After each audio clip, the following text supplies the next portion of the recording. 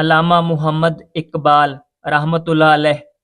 علامہ محمد اقبال رحمۃ اللہ علیہ ایک عظیم مفکر، شاعر اور سیاست دان تھے۔ آپ 9 نومبر 1877 کو سیالکوٹ میں پیدا ہوئے۔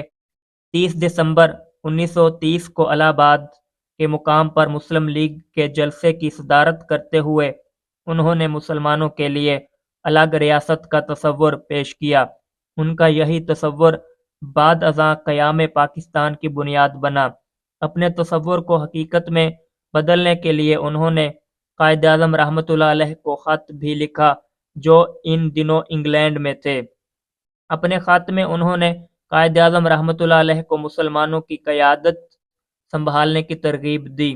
آپ کی کوششوں سے قائد اعظم رحمۃ اللہ علیہ وطن واپس آ گئے اور برصغیر پاک و ہند کے مسلمانوں کو ایک جھنڈے تلے جمع کیا۔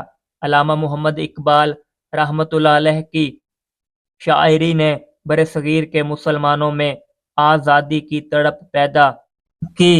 علامہ محمد اقبال رحمۃ اللہ علیہ اپنے خواب کی تعبیر نہ دیکھ سکے اور 21 اپریل 1938 کو وفات پا گئے۔